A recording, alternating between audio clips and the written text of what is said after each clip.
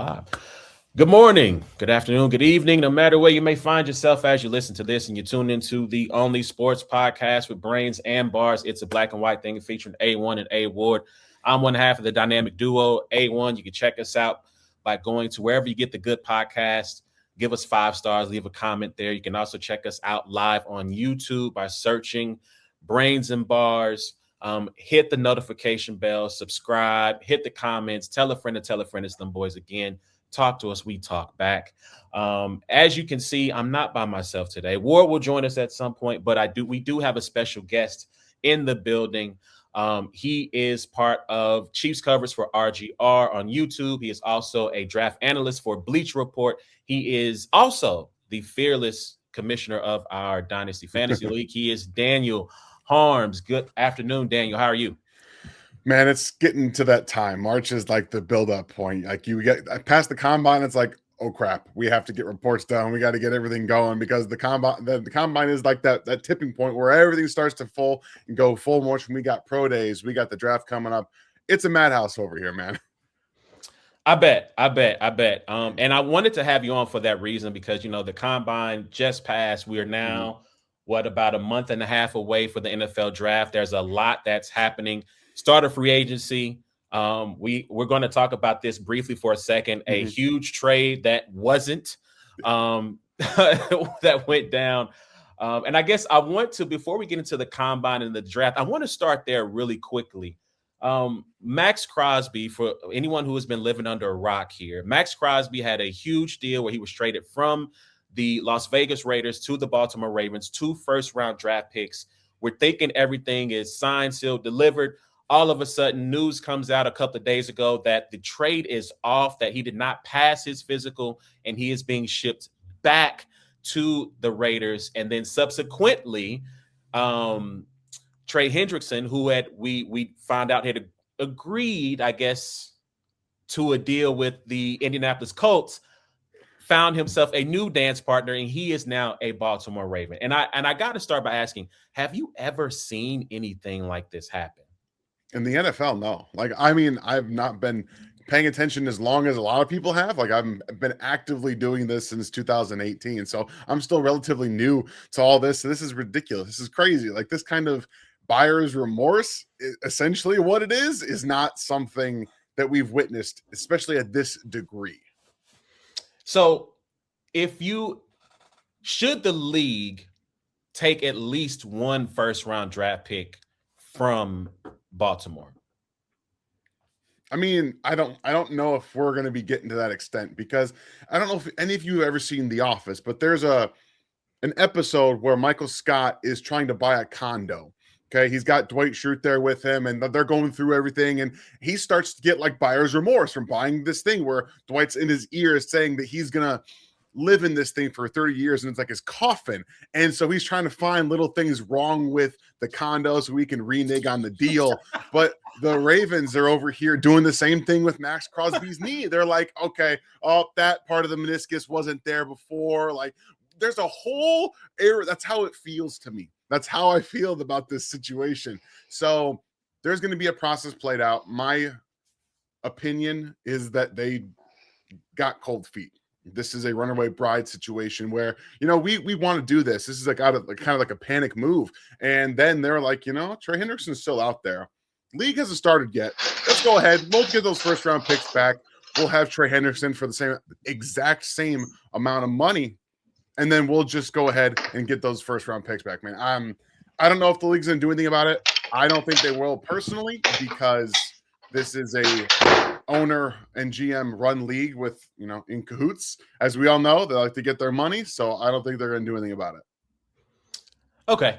I mean, I've seen people say this, and I understand why folk might think the comparison is a little crazy, but someone was like, if this happened in a fantasy league, like they're automatically getting kicked out of the league, right? Like this is like you start a war in a fantasy league if you accept the deal and all of a sudden come back and say, well, no, I don't want to do it. And I don't know. I feel like the league has to take at least a first round pick because you can't set this precedent of being able to agree to a deal and then turning around and being like, Like you said, it does happen to an extent with failed physicals. Okay, so how this usually works, players don't fail physicals. If you want them to fail the physical, yeah, they do. But typically, if you want that player, you want to take the responsibility of that player, the injury, and the precedent you set for the team, yeah, you're going to take on whatever that is. So this happens, just not to this extent. And I think the magnitude of 2 first-round picks and then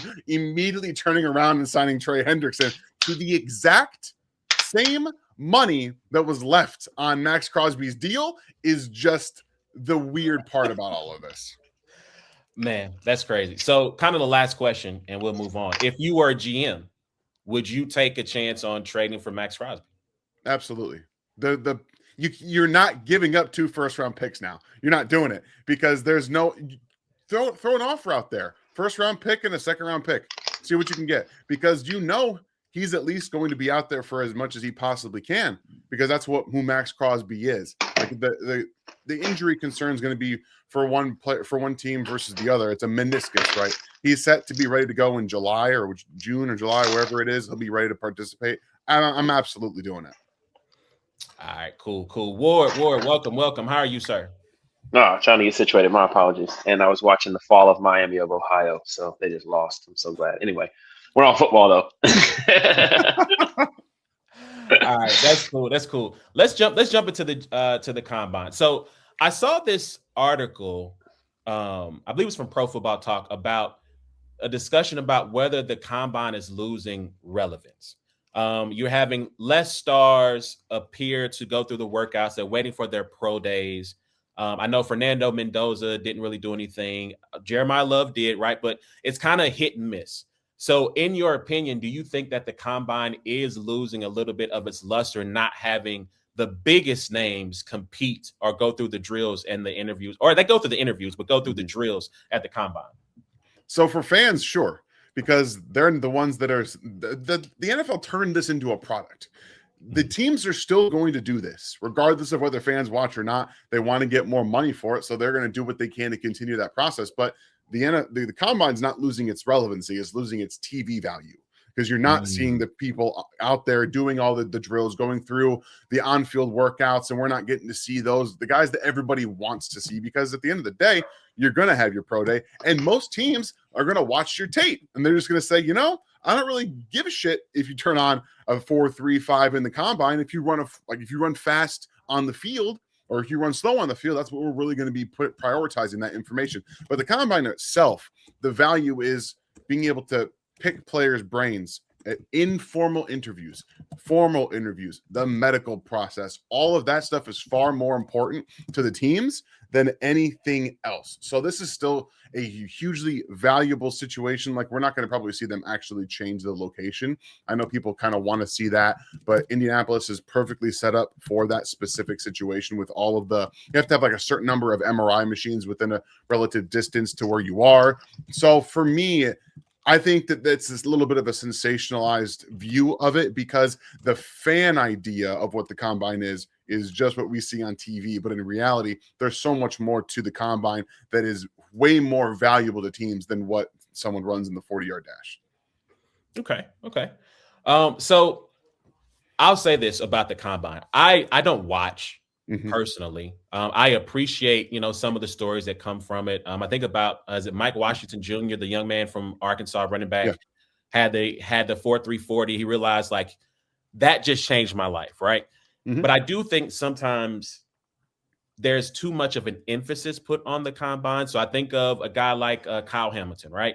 To me, Kyle Hamilton was a top 10 pick. I'm a Notre Dame fan, watched him for 3 years. To me, he was a surefire top 10 pick. He runs the 4.5, high 4.5 in the 40. And all of a sudden people are like, well, I don't know. Is that guy really good? And I'm like, guys, can we cut the tape on? Right? Like, at the end of the day, regardless of what happens in Indianapolis, cut the tape on and see, does it translate? Does it match what you're seeing? So I say that to say, which combine drill do you think best translates to Sundays at the combine? I mean, I think every position group has their own individual ones. The Staley drill for running backs is great. I love the gauntlet drill for wide receivers and DBs. Those kind of, when you can actually like put yourself in a situation on the field where you can see them doing that exact thing. And now all of the on-field drills are designed to do that. Some of the route running stuff for wide receivers and quarterbacks, that can be just tough because a lot of them aren't throwing to the same guys they threw at in college, and they're not going to see those guys again. They didn't get time to practice beforehand either. So there's always a natural chemistry for like quarterbacks and wide receivers and tight ends and that kind of thing. But the movement drills, anything that you're seeing them having to do, like the defensive ends that have to do the circle drill, the double eight, right? Where they take that towel and they have to pick it up and bend around. That shows ankle flexion. How well can you corner, can continue your speed and your momentum while rounding a corner? You can really see how stiff players are in that regard. So anything where you are really seeing them have to like go up and down through bags, movement, change of direction. Can you accelerate at speed? Can you concentrate on a football while still running full speed in the gauntlet drill? Those are the things that really, really matter. Okay. All right. Cool. So who are some prospects we aren't paying attention to today that you believe will make a name for themselves in the years to come? And that's a really loaded question because for me, I'm DBs and tight ends for Bleacher Report. So like I've got 26 corners. I want to get to like 30 plus corners, 20 safeties, and 20 tight ends for the class. Like that's my goal. Okay, so I want to talk DBs because I want to talk about the Chiefs. Yeah. So let's put a pin in the DBs. Let's talk tight ends then specifically. Okay. Who are some tight ends? I know obviously we got Eli Stowers from Vanderbilt as a guy. Sadiq Bey. Or no, not Sadiq Bey. Something Sadiq. I'm still in basketball mode. I was about to say Sadiq Bey used to play. I was saying he might be the fact. I mean, if he wanted to make the switch. But yes, I'm blanking on his name from Oregon. Kenyon Sadiq. Kenyon Sadiq. Yeah, Sadiq. Yeah. So who are some other tight ends outside of those two that are on your radar, that teams who are potentially in the need for a tight end that need to look out for? I just don't get why no one talks about – actually, I do get why no one talks about Max Clares, because he decided to go to Ohio State instead of staying at Purdue, where you're going to be funneled targets forever. Because Max Clare they don't care about tight ends. They don't. They want you to block for their run game and then so they can throw to their receivers. Like that's what they want to do. Max Clare can actually do everything. He's a little bit lighter. He's 6 foot, around 6'4", 246 pounds. At least that's what I have listed here. It might not be his official combine measurement, but this is one of the players that I see that can actually run an NFL route tree, really make guys miss after the catch. He has explosiveness as well. I think he developed as a blocker a little bit better at Ohio State than he was at Purdue, but no one talks about him because he didn't get nearly the targets that he should have gotten at Ohio State. There's multiple guys here. Justin Jolly had a little bit of, I would say, probably early day 2 buzz out of North Carolina State.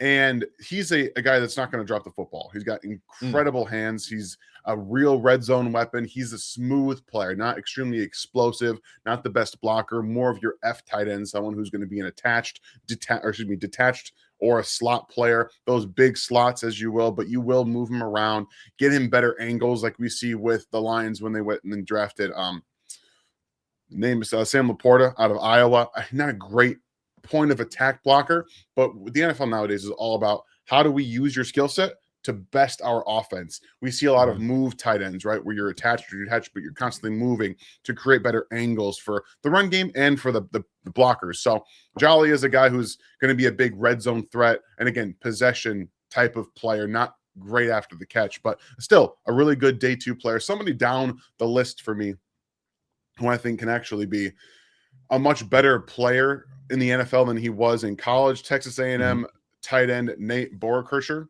He's I'm a Notre Dame fan. Sorry, so that name hurts. That name hurts. Well, I'm sorry. Like I have to highlight the guy. Absolutely. I gotta do what I gotta do, man. And I think that a lot of people are giving him like the misnomer, like he's like the best blocking tight end in the class, like we saw last year with the Georgia State tight end who plays now at Buffalo, whose name escaping me for whatever reason. But he came in and he was an immediate impact blocker from day 1 in Buffalo. And I think Nate's a better route runner and like receiver than he gets any credit for. And when you see, he was at the Senior Bowl and a couple of really impressive catches through contact. I didn't think his tape reflected the ability to continue to, physically fight through that. But that's something, again, you're looking for guys that can develop, have that inline ability to be able to come in, be a tight end too, maybe play special teams, but can develop into a player for your offense. So he's somebody that's on my list as well. And then Riley Nowakowski of Indiana is like he's just so much fun. He's basically an H-back. He's like 6'1", 250 pounds, and he just comes out there, has better blocking techniques than just about any tight end on this list. He's a functional receiver. You can move him around, play him in the backfield. He can take the ball on handoffs too if you want him as a fullback, line up as a slot. He can do a little bit of everything for you and provide immediate special teams ability for your team. So he's going to be a day 3 player, but he's going to be kind of have his hands in everything. So there's a lot of valuable players past the first round, probably closer into day 3, but that was just to name a few. I've got guys like Donald Bentley out of Utah, Marlon Klein, who I'm much higher on out of Michigan than most people are, that are going to be able to fill out your rosters. Like there's a really good depth of talent on day 3. I think I might have saw you post something about Marlon on your Twitter. Yeah. Was he George Kittle? Was that the comparison you made there? Yeah, like the movement styles. Like if you watch George Kittle play, the shoulder pads kind of move around. He loves, like, you can tell he loves the game. He loves to block. He loves to get hit. Marlon Klein is like the same thing to me. He loves to block. He loves to get hit. He pops right back up like it wakes him up every day, man. All right. So a couple of things before we in our time left with you. So one thing I want to do, I want to talk about the DBs, especially as it relates to Kansas City with the Chiefs. Obviously, their DB room is going to look drastically different. Joshua Williams gone, Jalen Watson gone. Obviously, the trade of McDuffie and Brian Cook is now in Cincinnati. So let's talk about the DBs, right? Let's talk about, for Kansas City, what DBs that you have looked at that you think might be a good fit for the Chiefs in this draft.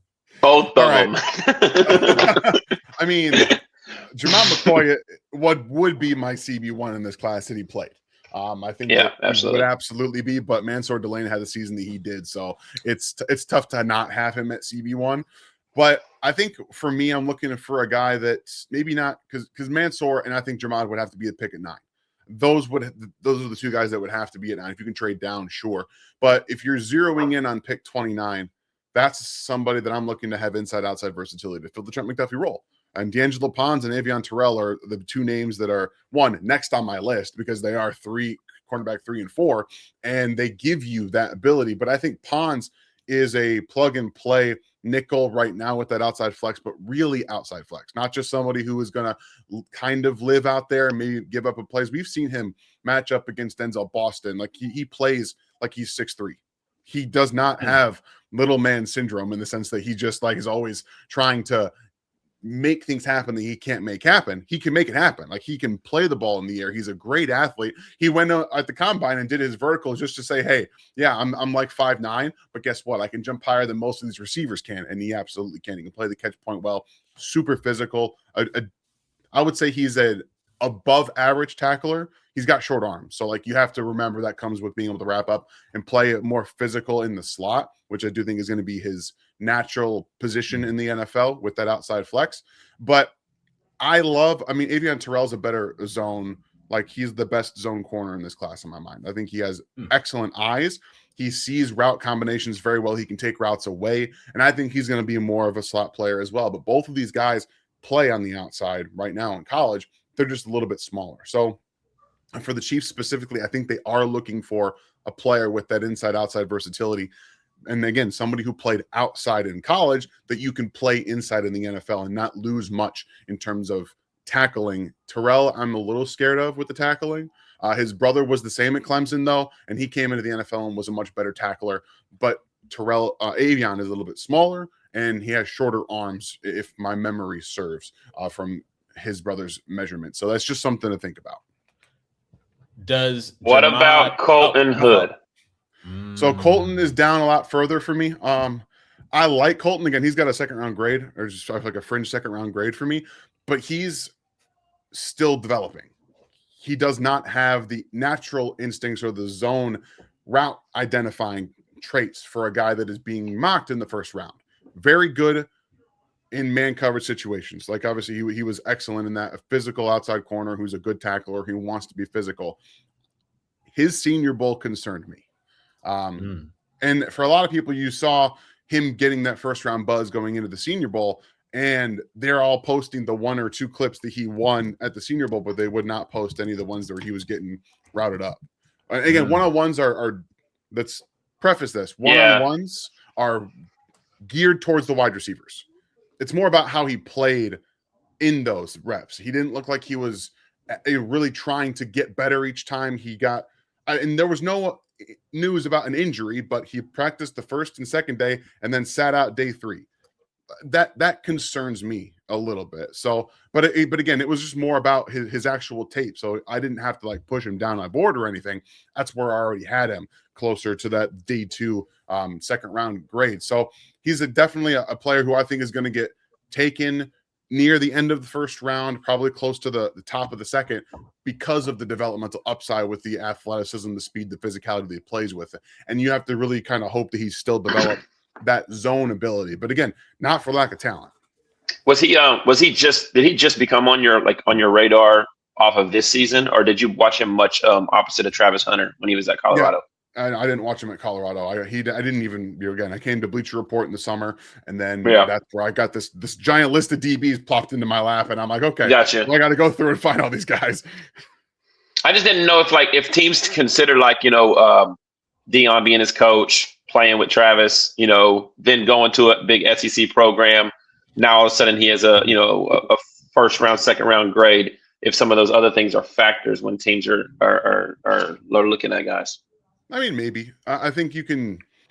That's probably more on a team-to-team basis, Yeah. I think it was if being related to him far more of a problem than not being related to him. So I think that's. And one thing I will say is that in back-to-back years at Colorado, not named Travis Hunter, their other corners or their best corner had now transferred away from him. So maybe they're trying to get away, right? So I'm just trying to. But that's something that just kind of poked in the back of my head there. Mm-hmm. All right, so let's talk a little bit about the Chiefs and that first top 10 pick they have at pick number 9. Yeah. I know there was a lot of talk pre-combine, right, and pre-free agency. Oh, man, what about Jeremiah Love? Oh, man, what about Caleb Downs, Bain, Bailey, trying to think, Carnell Tate. Mm-hmm. So now that they've made some moves in free agency, obviously running back is out. They went and got Kenneth Walker. They went and got a defensive tackle. No edge players yet. Obviously, they went and got a Alohi Gilman. Shout out to the Notre Dame connection. They went and got a Alohi Gilman at safety. So based on the moves that they've made now, what are some of the names you think make sense for them at pick 9 in the draft? I mean, I personally think a defensive end is going to fall. I feel like it's going to happen. I don't know which one it's going to be. I mean, if I had to pick, it would be Ruben Bain, and Ruben Bain's the guy I would love in Kansas City. Like I don't care about the short arms. I have no worries about that. If you're going to bet on a guy with short arms, Ruben Bain is the poster child for the guy you're going to bet on. It's not, and no offense to Ashton Gelati, it's not Ashton Gelati with shorter arms that I'm betting on. It's Ruben Bain because of the way he plays the game. And I've been talking about it all offseason. The Chiefs need ass kickers on defense. They just brought one in on the defensive line who played for the Patriots this last year. That guy is the definition of a ass-kicking defensive tackle. Kyrus Tonga is the guy you want to have there. But Chris Jones is, let's just say, he's not an ass kicker. He's kind of a finesse player. For George Karlaftis, he has the body of an ass kicker, but he's not really an ass kicker.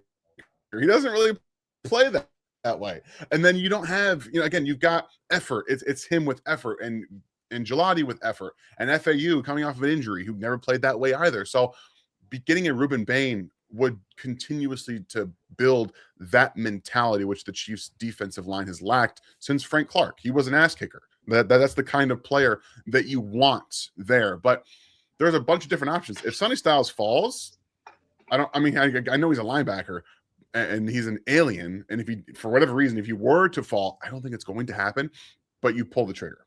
I don't care. I'm pulling the trigger. There's 2 years left on that Nick Bolton deal. Then you can cut him. I'm saying it right now. If you find a way, you put, you take Leo Chanel's role, you give it to Drew Tranquil, and you put Sonny Styles where Drew Tranquil was. And then you just say 2 years from now, we're going to put you at middle linebacker. because they just don't make many guys that look like that, move like that with that type of athleticism. So he's a player that I really, really grown on at 9. But again, I don't think he's going to be there. I know a lot of people love the wide receiver talk here.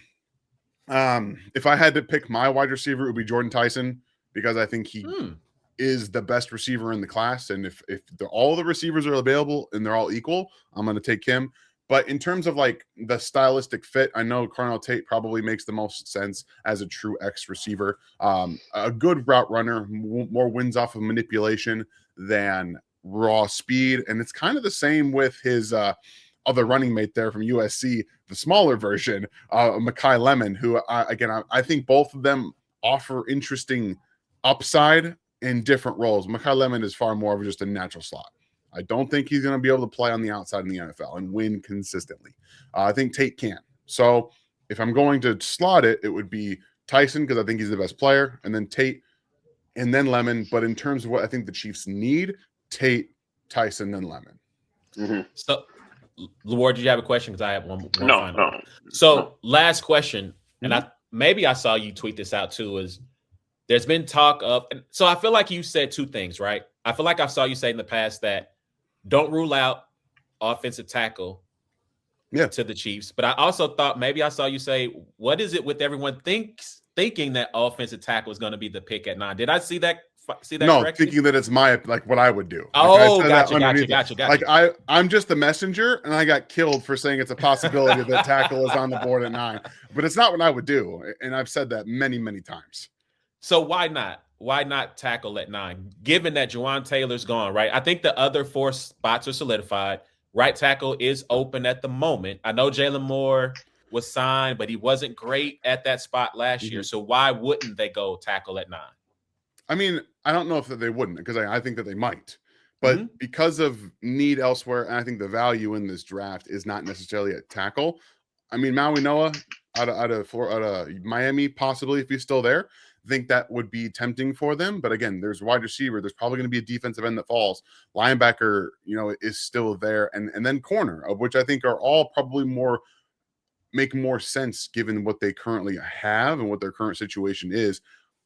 But I wouldn't take tackle, because you have 4 offensive linemen that are, in my opinion, well above average, and 2 elite players. The reasoning behind this speculation is that, well, what's going on with Josh Simmons? No one knows anything.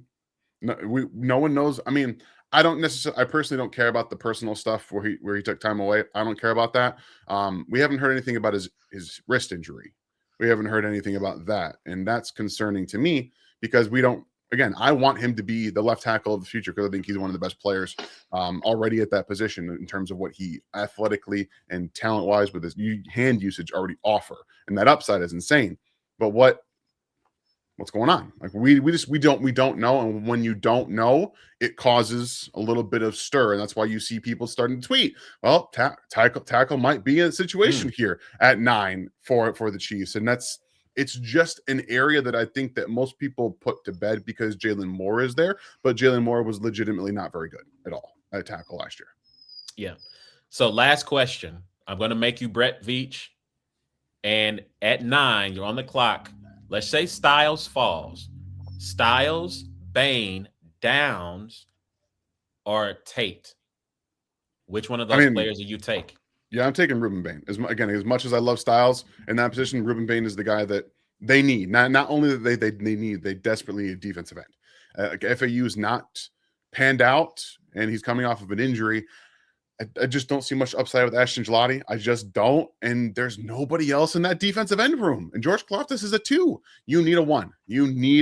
And I think that Ruben Bain can be that. Is Caleb Downs the most NFL ready prospect?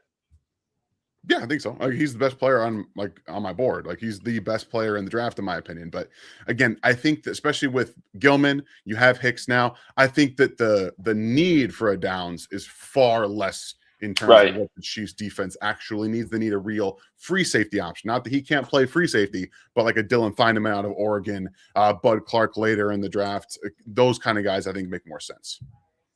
Yeah. And then do you think Caleb Downs will be a return specialist as well, or just strictly safety? No, I think he's going to play only safety. I mean, Yeah. maybe like an emergency situation, but I think he's only safety. Listen, go get Jadarian Price in like the 3rd round from Notre Dame. He can serve as, a change of pace from Kenneth Walker. He can return kicks. That solves it all. Anyway, Daniel, thank you for your time. Once again, where can the people follow you, find your content? I appreciate you guys having me. It was a lot of fun talking about the draft and the Chiefs. That's what I love to do. You guys can follow me on Twitter at InHarmsWay19. There's tons of clips that will be going up, especially with it being real draft season, tons of those. You also can follow me and my work, my film breakdowns that cover the Chiefs on rgrfootball.com. All of those are up every single Wednesday. Kenneth Walker one just dropped yesterday, so that was a lot of fun to do as well. All right. Thank you, sir. We appreciate your time. We'll be talking to you. Take it easy, Daniel. All right, he is Daniel Harms, as you can see, from rgrfootball.com. Bleacher Report. Ward, I don't know how much time you got.